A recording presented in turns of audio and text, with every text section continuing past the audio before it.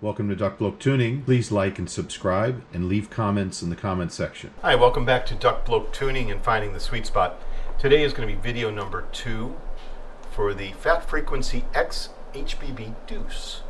I did an unboxing video 2 days ago, and I have now spent some time with the Deuce, having a good listen for about 3 hours, as well as going through the accessories and measuring several of these accessories. So this video is going to focus on what's in the box and how it actually impacts the tuning of the Deuce. This is a set that doesn't just come as one tuning, but gives you a few options based on which accessories you get to adjust the tuning yourself. So let's go through what's in the box. First up, there are 3 impedance adapters, and we're going to go through these in a little bit more detail when I show the graphs. But the first one is a 3.3 to 3.3. The second one is a 4.4 to 4.4. They're fixed impedance adjustment. And then I also ordered the 4.4 to 4.4 right-left adjustable impedance adapter. And this has an added benefit, I'm going to show it a little bit later, for people that have hearing loss. Let's dive into the other accessories that came with us. Couple of different tip types. The standard tip type that comes with most FATFreq is a wider bore, about 6.2 millimeter bore tip. And then I also ordered the blood tips, the red tips, that match the cable. And these tips have a very narrow bore. So it's 2 extremes. You've got a wide bore and a narrow bore. I've measured them, and I've also measured the Venus velvet tips, which I usually use, to show you where they fall in between as well. And then the cable itself, got the unit here, beautiful shells by the way. The nozzle on this is quite large, it's 7 millimeters, does not have a problem fitting into my ears. In fact, it fits very flush in my ear, probably one of the best fitting IEMs I've worn. This is the blood cable, there's no microphonics that I can tell, very well built. It has the FATFreq hardware on it, and this hardware, same as my Grand Maestro, allows you to change the tips. And that's if you order the specific option when you order your cable. You can change this out from a 4.4 to a 3.5 and a 2.5, which came with the unit as well. And once you've done that, you screw this on and it locks down like it was made with a 4.4. You cannot pull that apart. That's what I like about what FATFreq does here versus others where they just have to push on different tips. So that's the cable and the IMs. First thing we're going to look at is the graph. This is the graph that I measured in Rue, and you can see on this graph that both IEMs are well matched. There's a little bit of separation, about a dB, around 200, and then they follow each other very closely the way out to the end at 20,000 hertz.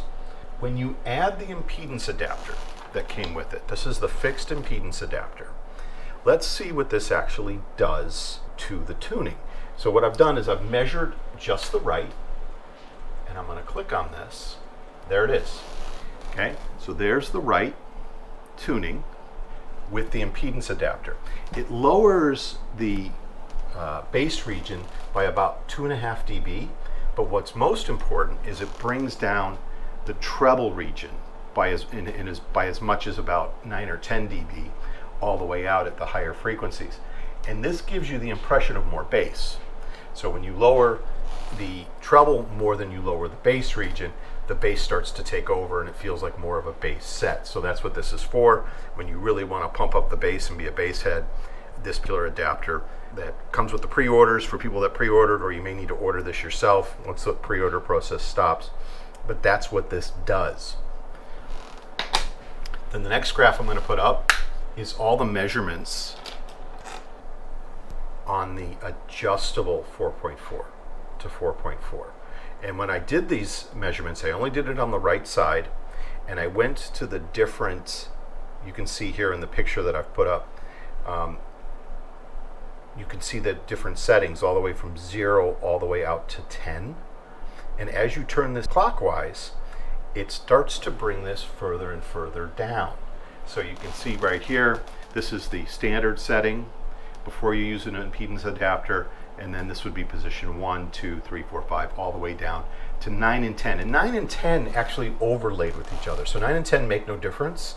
At least on my impedance adapter, it makes zero difference. But huge difference between the standard 0 setting and going all the way up to 9.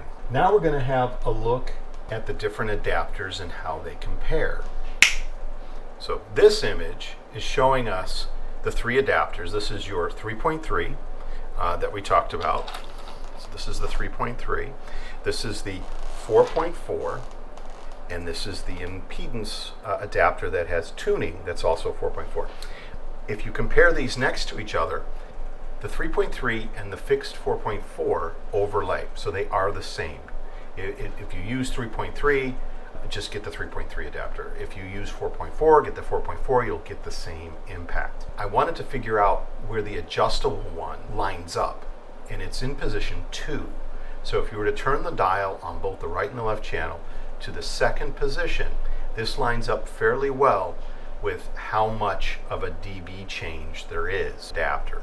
Now I mentioned hearing loss. Think of how this could help anyone who has, let's say, hearing loss in one ear that's worse than another, where you could actually balance. So instead of having to go into whatever player you have and adjust that balance right and left, you can do that and use this across all of your IEMs. What this does is it has the ability to leave one side at one level and then turn the other side down and do the balance through a manual setting on this adapter. And then you just use this adapter for all of your IEMs and it should translate through. Really like this. I could imagine people just buying this impedance adapter if they have some sort of hearing loss on their right or left ear that doesn't match on the other side. So well done, FATFreq. I would actually point that out in your literature that you could do some balance tuning depending on your ear's abilities using this adapter.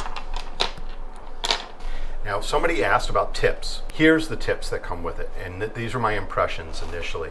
So the tips that come with it, the stock tips are, again, a 6.2 millimeter, what I would consider a wide bore tip. It fit well. I was able to get it to seal. It didn't fit as easily as, let's say, my Venus Velvet tips, but it did seal. What I noticed was a very wide sound stage, but I also noticed that you lost a little bit of the layering that's involved as soon as you spread this. It was like it was spreading a little bit thin for me.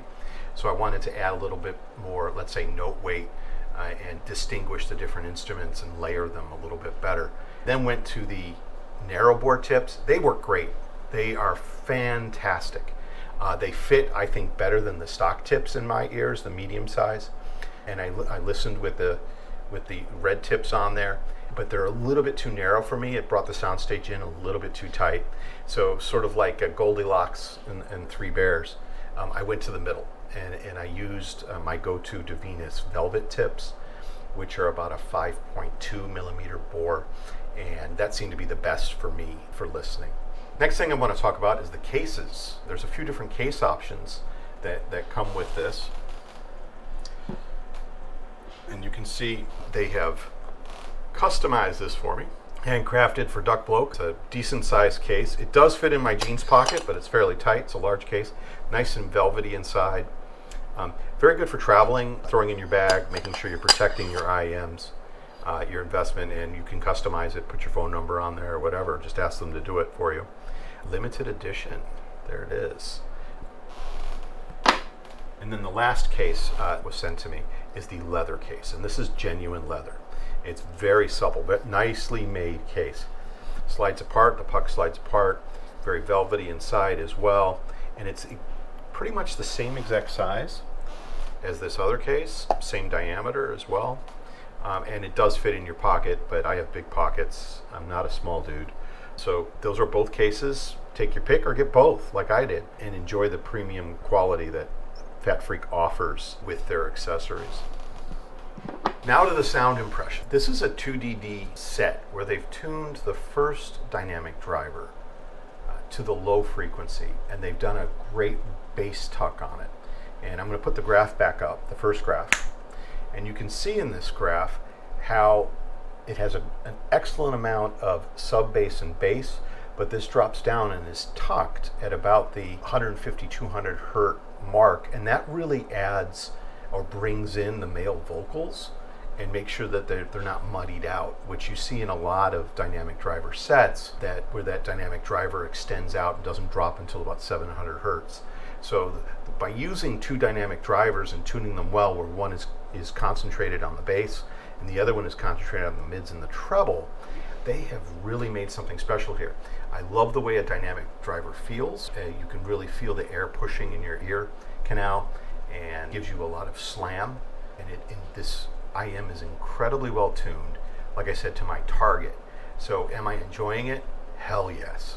This is a great IM out of the box, and I'm actually scratching my head wondering if I'm going to be able to make any improvements on it. But that will be video 3, where I do the full sound impressions and give it a rating. Thank you very much for joining. Please like and subscribe. Appreciate the people that have been coming to the channel. It's new, and I've been sending out PEQ settings to folks who have been asking for it. Thank you so much for the interaction. Hopefully I'm replying to you quickly. And with that, Duck Bloke out. Thank you for visiting Duck Bloke Tuning and finding the sweet spot. Your comments are very much appreciated. I'll try to respond as quickly as possible. Share the PEQ settings with you if you own these particular IMs or if you plan on purchasing them to maximize your investment. Again, thank you so much for supporting the project.